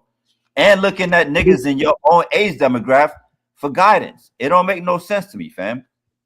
I've never went to church on a Sunday or Wednesday, for that matter, right, and expected the pastor to live what he was preaching. So I never looked at the pastor as my leader. The fuck? Yo, bro, we all know these niggas is full of shit, bro. We not talking about niggas that be bullshitting, bro. We're not talking about nobody that's bullshitting, because look, I'm the pastor that you're talking about, fam. I'm the pastor that you're talking about. I wasn't full of shit. When niggas came to me, when the younger guys came up to me, I wasn't full of shit. I was really living. That's the reason why they came up to me, bro. So when you say it, when you put it in that perspective, we all know that these niggas in the churches is full of shit. That's why Son caught flack when he did the whole skit or sketch or whatever on these super church fake ass pastors. We know they're not really living what they out here putting out. But when it comes to the street, bro, listen. When it comes to the streets, the real OGs, them niggas is real OGs. They wasn't being no fake OGs. They wasn't being fake pastors. I was paraphrasing it. This wasn't a shot at the entity of the church. I was paraphrasing it. And what I was saying was, if you're looking for and you're looking towards any entity of a human to be a role model for you, that's your first failure. I knew if my dad failed me, in which he did a lot, I knew it was up to me to still get my life right. At what age? At what age? Stop looking for another person to guide you in the right direction. But you said earlier, look at niggas in the same age group as you to look for that sense of direction, right? So let me ask you. That's not what you said. So basically, reflection, what you're saying is, from the time that you were 16 years old, you've made all grown man decisions, and you've never fucked up, and never felt no stress, and never leaned on anybody for shit. Is what you're saying? I wasn't allowed to. I didn't catch my wings. But you know what I have a problem with? How is it that niggas of today are struggling with what I'm not struggling with, and they wasn't sheltered? Because that's the difference. A nigga that was sheltered probably wasn't seeing half the shit that niggas that's out here unsheltered is seeing. Think about it. You're exposed to way more. You're exposed. Hold on. You're exposed to way more when you're not sheltered. A person that's sheltered ain't been really exposed to shit. So you jumped off the porch late, nigga. By the time you jumped off the porch, a nigga that was already maybe 10 years younger than you was already experiencing shit that you hadn't even seen yet because your ass was still sheltered. So that's what I mean. Eddie, when he jumped off the porch, he landed in grass. That's what I'm saying. The porch is concrete right there. So what you're saying is, let's say you and this to you, Wes, because you got all the answers. Me and you are on a police force, right? We're cops, right? That's where you're wrong. Let's say we're about to run into this gang-infested neighborhood, right? I'm the rookie cop, but Freddie Benz has got 40 years on the force. Who you gonna pick to go with you through this gang-related neighborhood? Are you gonna pick me, the rookie cop, or you going to pick Benz? I'm going to pick Benz. See that? So why is it that you feel like, as a sheltered kid, I'm not succumbing to the dangers that you just named? It's more dangerous. I told you why. Because of your inexperience, nigga. I'm leaving your ass at the job, and I'm taking a nigga that was really in the mud, really in the field. You just answered your own question. But I'm saying, as a sheltered kid, you know how hard it is. Do you know how hard it is? No, because I'm gonna tell you why. Because the things that you were not being exposed to didn't affect you. You can't be affected. You can't be affected by something that you're not exposed to. So how do you know? When I left the house, my mother told me mow grass for a living because you're not smart enough to get a job. How is it not dangerous for me? I was riding through neighborhoods that I wasn't even supposed to ride through. How is it not dangerous for me? But what I'm saying is you, by you being sheltered, you weren't thrown to the lions, so to speak. When these young bulls are being thrown to the lions, way before you jumped off the porch, them niggas had already been across the freeway. So what kept me? So what made me avoid them? What kept me from avoiding them? I didn't avoid them. But by being sheltered, you weren't around the shit. You wasn't in the mix because you wasn't out there. When I left, I was. But when you left, how old were you? I was 26. So that's the fuck I'm talking about. So now we comparing a nigga that's 26 that's been sheltered his whole life as opposed to a nigga that's 16 who ain't nobody showed him shit. He been in the streets before you even got out your goddamn bed, nigga. That's the point I'm trying to make right there. You're making my point for me, my nigga. You're making my point for me. You was a 26-year-old man. Hold on, listen to what I'm saying. You was a 26-year-old man when you started experiencing life that a nigga that was 16 was already experiencing way prior in life. That's the point that I'm making. What you're telling me is there's an expiration date on experiencing the danger zone. No, but there's a big difference between a grown-ass 26-year-old fucking man and a 16-year-old that's a goddamn sophomore in high school, nigga. That's a hell of a difference. That's a hell of a difference, nigga. What the fuck are we talking about? You're literally saying there's an expiration date. There ain't no expiration date, but listen to what I'm saying to you. Okay, I'll give you an example. If we were at the age when you was 26, if we was both 26, I already done had nigga 14 more years of experience than your ass because I was in the streets 14 years before you, which means I succumbed to more things, I experienced more things, I felt more things, and at the time, my 26 and your 26 might have been two way different 26s because I had already been off the porch, nigga, before you was even getting the Similac off your shit. Nigga, okay. A nigga been off the court. You talking about a 26-year-old man, nigga? That's at 26, you better know right from wrong, my nigga. Especially if you wasn't out there in the bullshit. But you're proving my point. My thought process has been hampered due to me being sheltered. I have to never learn. I don't exist at 26, Wes. But at 26, at 26 years old, I don't give a fuck if you sheltered or not. You should have more whereabouts than a motherfucker at 16. That's all I'm saying. At 26, nigga, you wasn't on the little yellow bus, nigga. Let me tell you this. You can't jump from first grade to second grade. You know that, right? You have to go through first grade. You can't jump grades. I couldn't jump grades. No matter how old I was, I can't jump grades. I had to go through the same life trials and processes that you did. Just because I'm 26. No, you didn't. Not if you left the house at 26, nigga. I've literally been on my own since I was 16. Nigga. This is why I'm saying the shit that I'm saying. So when we speaking about resumes, this is what I'm talking about. Nigga, I've been on my own since I was 16 years old, my nigga. No mom, no dad, no nothing, nobody, no handouts, no shit, nigga. Since I was 16 years old. So you mean to tell me a nigga that was 26 shouldn't have been more knowledgeable than a nigga at 16? Not at all. Because you know why? My first job was at Walmart. And guess what they did with my application? They ripped it. You know why they ripped it? Because I didn't have shit to put on there. Because I didn't have a job. They said I was John Doe. But I was John Doe. But no matter how we slice it, nigga. If 26 gave me the clout you said it had, they would have said, "Oh, you a grown ass man. You're 26. Yeah, we give you a job." You're not gonna get no clout for that. But at 26, you should have some type of mental understanding about life way more than a 16-year-old. That's all I'm saying. You're taking your experience as a 26-year-old man and comparing it to a fucking 16-year-old. That speaks volumes alone, nigga, that you even comparing it to. Because there's no way on earth a motherfucker could be 26 years old and not and think that their life is at the same pace at a nigga that's 16. If that's the case, that furthers every point that I'm trying to make about resumes. So when you jumped off the porch, nigga, you're 10 years older than me right now. You're 10 years older than me right now. So we literally was living exactly what you're talking about. You was just coming out the house, and nigga, I was already on my own at 16, 10 years before you came out the house, nigga. Before you came out the house, I was already on my own, nigga. What changes the learning dynamic? You have to get rid of this, what I'm saying. What changes the learning dynamic from 26 to 17?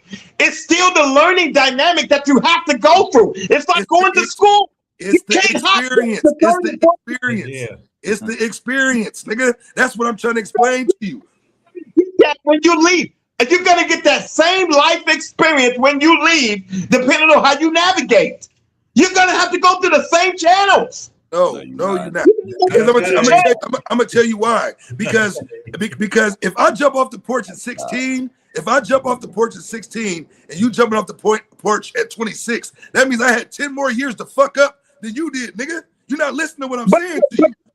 Going by age, Wes. You're not going by experience. I'm the one that's most vulnerable. I'm the one that's most vulnerable at 26. How are you vulnerable at 17, 18, and you've been out there, and I just come out at 26? Who's the most vulnerable? I am, not you. Because at 26 years old, nigga, unless you're fucking mentally challenged, nigga, there's no way on earth that you can compare yourself with a goddamn 16-year-old, nigga. At 26, when you just now leave out from under your father's manipulation, when you just now leave out under your father's reign, at 26, you're a virgin to life, period. That 17 and 18-year-old is going to be far greater in advance than that 26-year-old. And I agree. And I agree. I don't agree with that. Yo. You're holding on to life at 26. But what I'm saying at 26 years old, if you didn't spend no time in the streets, think about it. At 26, nigga, I was trying to think about how to get the fuck out the streets, nigga. That lets you know how long I was in the streets, nigga. Like at 26, I was trying to figure out how to get the fuck out the street. Nigga, you was just jumping out on the porch. So that's why when I question the resume and I speak from when I was talking about experience, I'm talking about a nigga who really lived that shit. So when you talking about you was jumping off the porch, I was trying to figure out a way to get the fuck back on the porch, nigga. You understand what I'm saying? I was trying to figure out how to get back on the porch. Time doesn't change lessons. Time doesn't change lessons. There's no expiration date. You can't get rid of this, what I'm saying. There's no expiration date on still learning and navigating through life when you started. I started mine late, but I still had to navigate through life.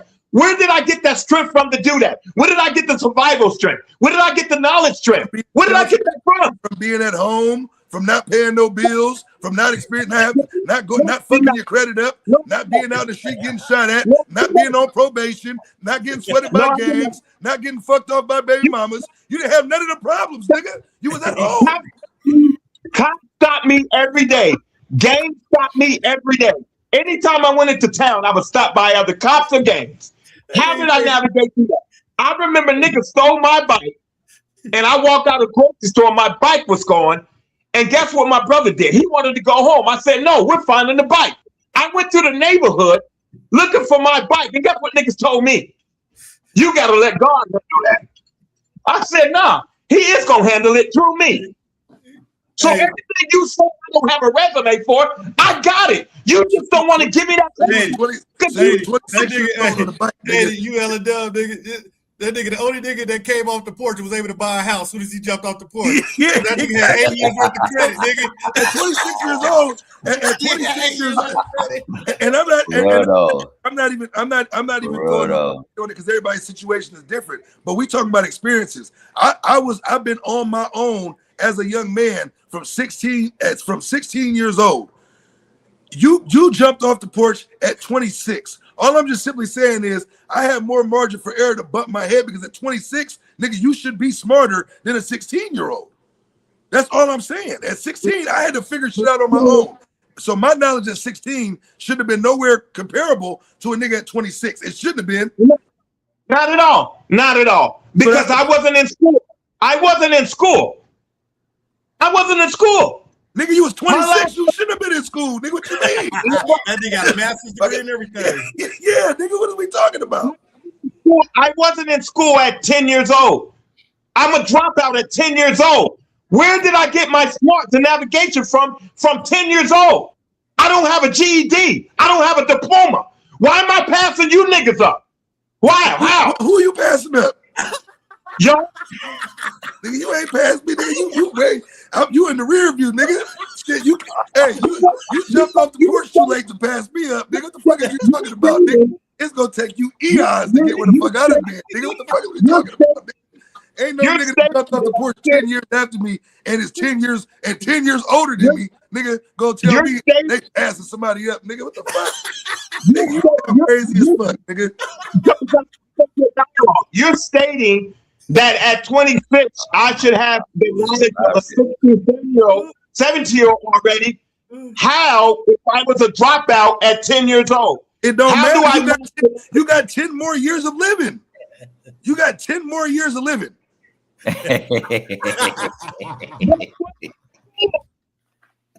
You got 10 more years of living, nigga. It don't matter if it was school or not. If the school ain't got shit to do with it. You've been on Earth 10 years.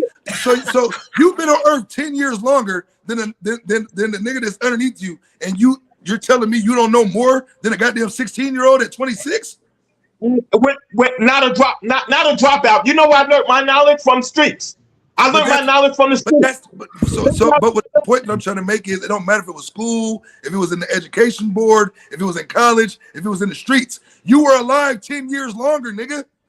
So at the end of the day, that should be 10 years more of experience compared to a 16-year-old. So what I'm saying is you just proved my point. I gained that knowledge because I had to realize I have to apply myself despite my lack of. I have to apply myself. These young niggas that don't give excuses to, they don't want to apply themselves. These niggas are bums. I think today's generation of boys, of men, are bums. Y'all niggas don't want to apply yourself. You don't want to go out and get the knowledge, and you don't want to work for the knowledge. You want to sit back and cry and ask people for help, and when you can help yourself. And that's what I'm saying. Help yourself at 16. Help yourself at 18. Stop looking for help elsewhere. As long as niggas keep thinking like you, our culture, kill themselves. Our culture's gonna be fucked. How? Because do you think the Jewish do you think the Jewish people acting like that? You think the Mexicans is acting like that? You think the white people acting like that? We the only ones that always want to tell our own people, nigga, figure it out. Figure it out, nigga. I'm good, so as long as I'm good, I don't give a fuck how you are. That's our problem as a fucking culture, bro. Nigga, you are the problem, nigga. Like literally, bro. That's the So problem. you telling me as a black man, me preaching, do for yourself and stop seeking for help? That's wrong. No, I'm not saying that because there's a mind strength and foundation that we do got to build our youth to be strong on. But if you telling the youth basically, hold on, I'm answering your question. You are absolutely right. We have to teach our youth to be strong. But if you telling them that you're gonna close the door on them because a nigga got to figure out on his own, he just caught another body. You said that, nigga. You said you're not doing none of that. I didn't say that if there's help provided, these young niggas should beat for that help. I didn't say close the door on them. I said if there's no help around, they should navigate and find that help. That's what I said. Yeah, but you niggas like the three little pigs. I'm the third pig. That's what you niggas are. You training these young niggas to be the first two pigs that built their house on bullshit. No. Who trained those pigs? What I want to teach, what I'm trying to teach the youth is that there's other options. We don't got to pick up a gun every time. Every time we get upset, we don't got to pick up a gun. Every time something gets crazy, we don't gotta lash out. We don't gotta crash out. You know the young niggas crash out because they have no knowledge of how to release the shit that they're dealing with. That's a problem, bro. That's a problem. Because they're weak. 16 and 17 are weak-minded. They're weak mentally. They're weak emotionally. And if they are weak, it's because niggas like you is the example that they got. How?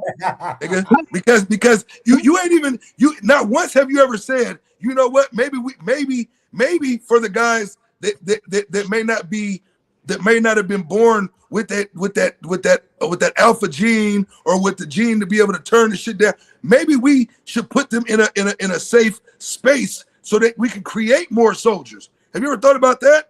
We can't create soldiers if we send a bunch of fucking crash dummies on the mission, nigga. Their actions don't speak weak. They're out here moving in these streets like soldiers. So you can't apply that to a positive mechanism? Their actions don't add up to their weakness. They're only weak. If they never get an opportunity to be around somebody that's trying to show them, nigga, the light. We're talking about mental health. Mental health isn't a fucking choice, bro. That's not a choice. A motherfucker don't wake up one day and say, you know what, today I'm just gonna be depressed because today that's what I feel like doing. Nigga, if it was that easy, nobody would have mental health issues, nigga. Sometimes you don't be thinking about the shit you saying. Nigga, that shit ain't a choice. You know how many men commit suicide? They're not weak motherfuckers. It's a choice. It's a choice. But listen to what I'm saying to you, though. If mental health wasn't as serious as it is, people wouldn't take their lives. It's a choice that you make. My brother committed suicide. It was a choice. I think you're weak when you commit suicide. I think it's a weakness that commit suicide. When you're a child, you're weak as a man. When you shoot yourself and you leave your family behind, I think it is a weakness. I think you're right. It is a weakness, but unfortunately, this is where we fall short. Instead of us trying to strengthen our people so we have less men with this weakness, we got niggas like you that just shut the door. That's what I meant by shut the door on them. Because automatically you're gonna dismiss a motherfucker who might be crying out to you for help only because you want to stand up with this bravado, like, oh, nigga, only tough niggas survive, and if not, nigga, you a bitch, nigga. Go ahead, here go the gun, nigga, kill yourself because you just weak ass bitch. That's the problem, nigga. Okay, so I'm the father that'll take my kid to the pond or the lake, right? And give him a stick. You're the nigga that'll give your son a fishing rod. I'm gonna give my son a stick and tell him sharpen it and catch a fish with this. No, because now you're gonna understand what life is. Life is not gonna give you a fishing rod. Life is gonna give you a stick that you're now gonna have to sharpen and hunt for your shit. I won't give my kids a fishing. I don't give my sons a fishing rod or a stick. I give them a 40 cal, nigga, show them how to work that thing legally, nigga, legally. Not a dumb YN picking up guns and all this shit. My kids know gun safety. I take my kids to the shooting range, nigga. That's what I teach my kids. Gun safety. Nigga, don't be another dickhead with a gun in your hand, nigga. That's what I teach my kids. So his strength, so you're teaching him to put his strength in his gun and not in himself with the ability to. I'm teaching him how to make sure that he's a man by all means necessary. And the fact that he's being taught how to do it the right way, all our guns are permitted. Everything we got is legal. Every gun we got is legal. Hell of them. Hell of them. They all legal. And you know what? I don't got the kind of kids that's gonna get mad because he's emotional and notice since we got a closet full of guns that he gonna go in there, go grab one and go shoot one of his classmates because he was feeling some type of way. I'm teaching niggas how to use their mind. I'm teaching motherfuckers how to do the right shit. Okay, look what your response was when I gave that paraphrase of a fishing rod and a stick, right? Your almighty response as a regular nigga, regular black man do, you reverted to it as your power. Yeah, I reverted to a gun. Hey, I reverted to a gun because I live in an open carry state where having gun knowledge will save your life. You understand what I'm saying? Having gun knowledge will save your life. I live in an open carry state. So I want my son to be aware that he has the Second Amendment right, like the rest of these white folks, to run around this motherfucker, and he ain't gonna be intimidated because somebody had a gun on his side. Don't politicize it. You put the power in a gun, and I put the power in everything. You talking about sticks and fishing rods, nigga? I ain't talking about sticks and fishing rods, nigga. You're showing the power. You talking about sticks and fishing rods, nigga? When's the last time you seen a nigga with a stick or a fishing rod, nigga? What you talking about, nigga? Shit, nigga. The last time you seen a nigga with a stick or a fishing rod, nigga? Let's just keep it real. I don't know what nigga you be around, but I ain't seen a nigga with a stick or a fishing rod, nigga, and I don't know how long, nigga. Hey, the last time you seen a nigga skip. It's education in it. It's education in carving that stick. There's no education in a fishing rod, and the damn sure ain't no education in the gun you just said. Why is not? Why is not? You got the Second Amendment. You got your Second Amendment. Hey, it's your Second Amendment right to bear a firearm. What the fuck are you talking about? And that's the problem. And see, that's the problem with dumb niggas. They don't know they don't know the fucking laws. They don't know the fucking laws. That's why niggas keep getting locked up. Niggas will fuck their whole shit off, not going the legal route where you can openly carry and be cool. Nigga, I done got pulled over in Texas, nigga, at least 7-8 times. Every time I get pulled over, they ain't on me. Every single time. Every single time. You know why? Because it's legal. That's the difference between teaching a young nigga how to ride around stupid. I'm not gonna So your focus this whole last 5 minutes is on a gun. No, my focus was on fuck that. You just said we was at war, nigga. What the fuck we gonna be at war with a fishing rod and a goddamn stick? I'm going by what you said, nigga. I'm going by what you said. I said internally. Our strength have to come from internal. It can't come from external. You're talking about external. You're talking about a gun. Yeah. I'm talking about emotional. Show me a nigga that killed somebody for the first time. And look at their emotions that they had to navigate and go through after killing somebody for the first time. That's a lot. Your strength comes from inside, not out. If you had to go fish for that same food you was just talking about, you didn't catch shit, nigga, you'd be stressed too. On God, you be ready to go shoot something. Don't give me that bullshit, nigga. If you took that stick and that same fishing rod and you had to use that for survival in order for you to eat your next meal, nigga, you'd be a stressed out motherfucker because your ass don't know the first thing about no goddamn fish. What is you talking about?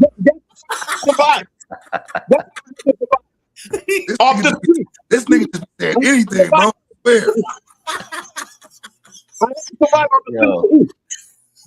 right. I have to go off the streets to eat. You got it, survivor. You got it, survivor. You got it, survivor.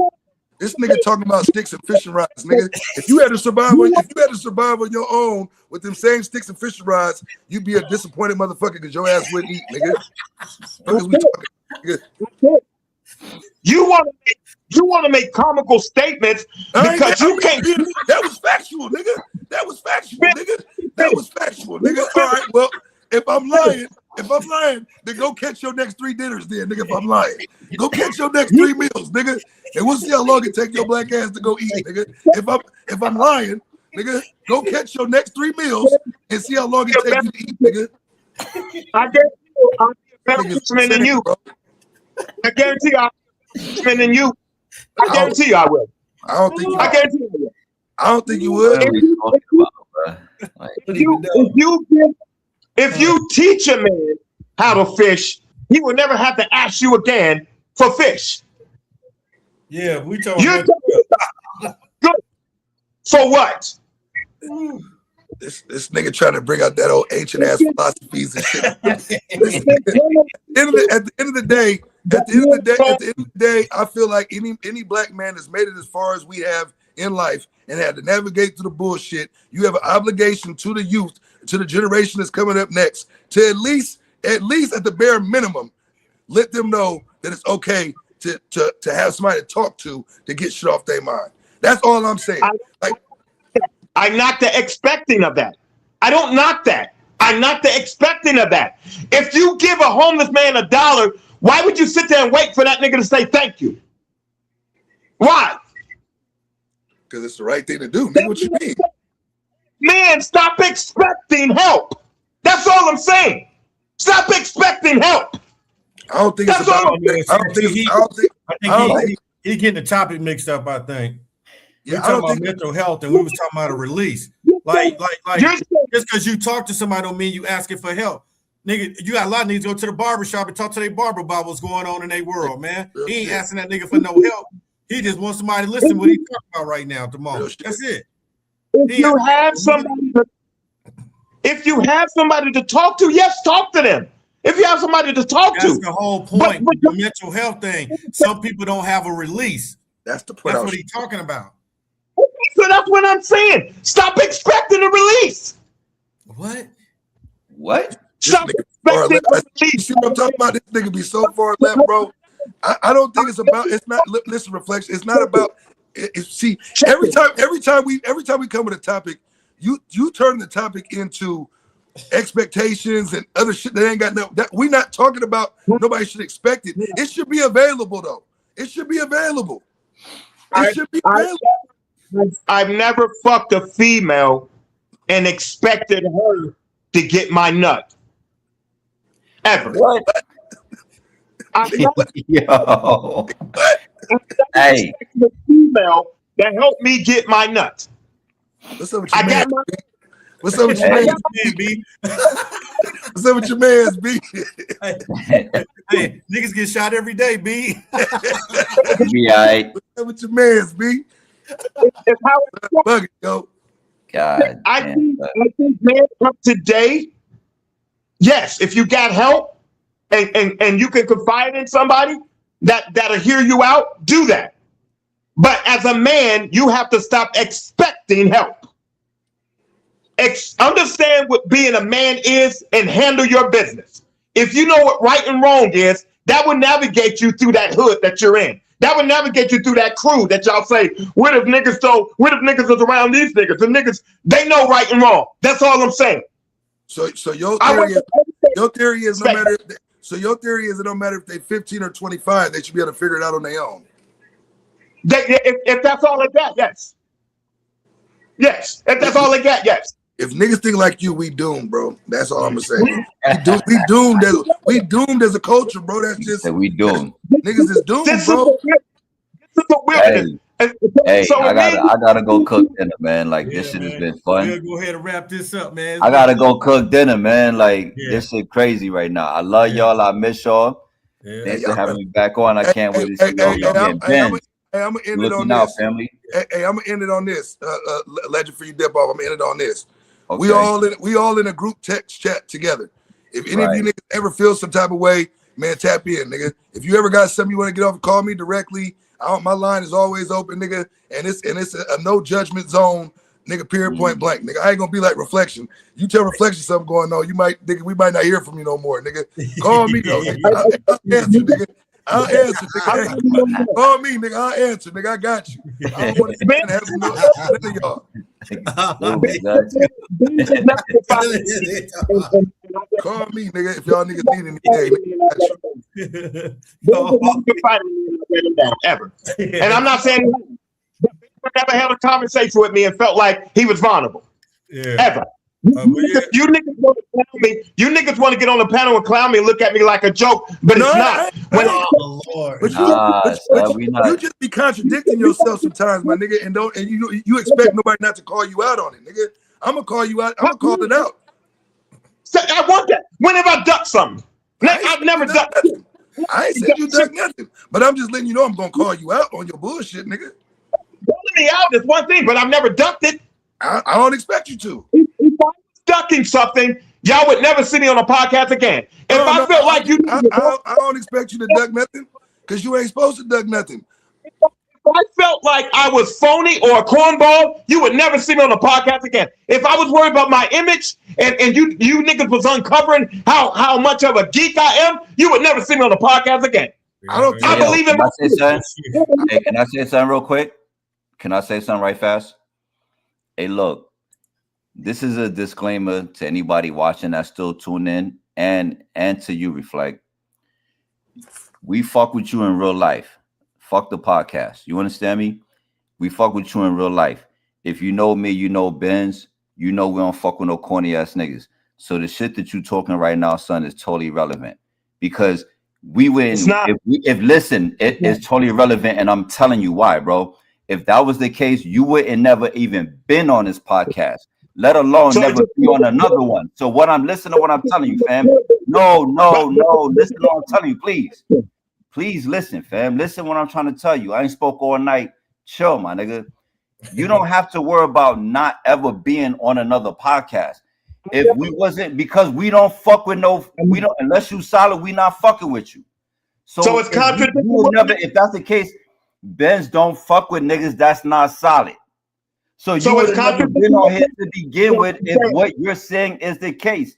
So you don't have to bring that point up to us, my nigga. We would never fuck with you. And again, listen, we fuck with you in real life. Fuck the podcast. You understand me? You know, in real life.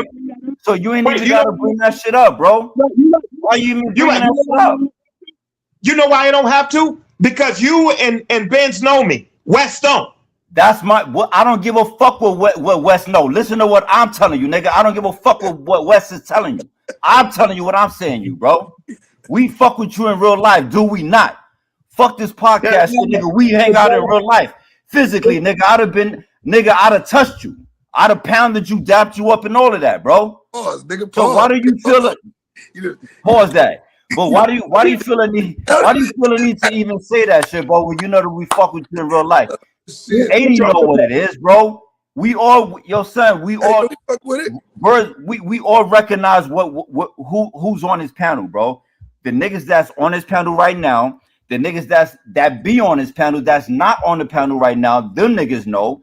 And the audience know. So there's no need for you to even come at our necks like that, my nigga. But it's not disrespect just because we disagree. The heatedness of the arguments come in from just having different viewpoints. And that's family, my nigga. That's what makes you do. That's what we do. That's why. But bro, you ain't gotta feel no type of way, man. Like, don't feel like we the Three Musketeers or the Three Little Pigs or whatever the fuck you said earlier. Ain't nobody clowning you, my nigga. Because you know we fuck with you in real life. The main nigga talking about having a mental breakdown. Hey, you know what I'm saying? Hey, look, I'm out. Hey, and for I'm not talking to the panel right now.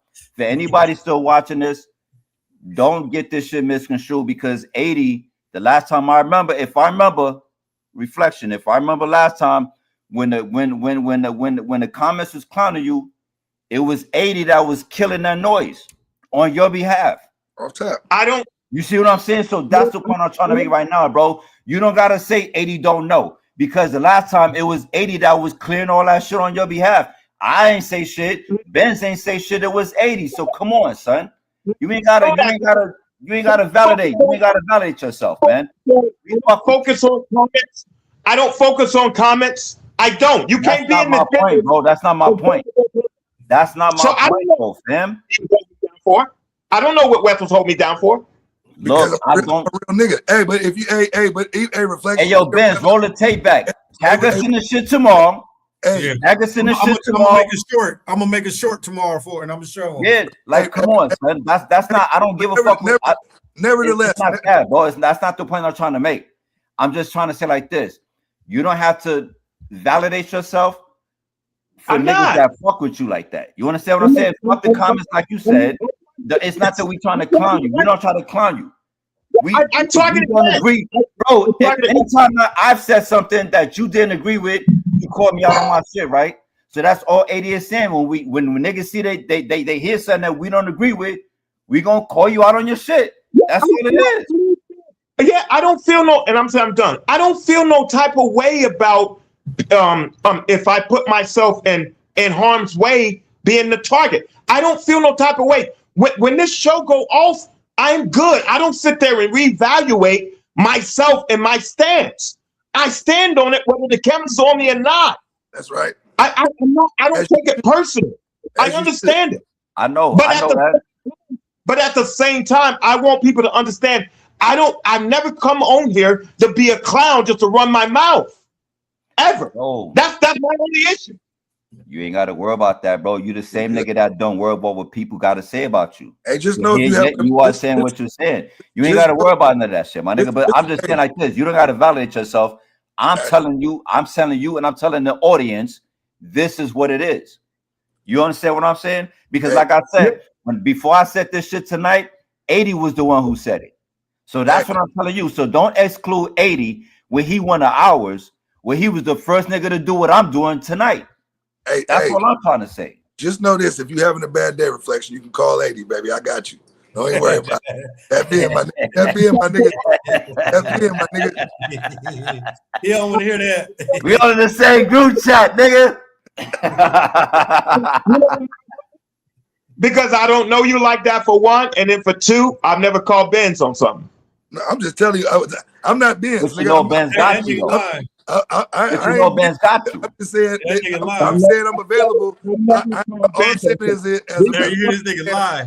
I'm available if you need me. But you know Ben's got you though, because you said it earlier. We already talked about that. Yeah. Right? Am I lying? Say yes, but I've never needed to. That's besides the point. You know he got you though, right? Whether you ask for it or not, he got you. Resume with him. That's it. We going, boy. We going in circles now, man. Shit, I'm tired. Hey, I love y'all, man. I gotta go make something to eat, man. I'm hungry to the motherfucker. All right, y'all, man. Can't wait till the next one. On tonight, man. Reflection Legend. That nigga 80, boy. Maybe we'll do it again tomorrow if we all got time, man. Shit. Yes, all right, y'all. Peace.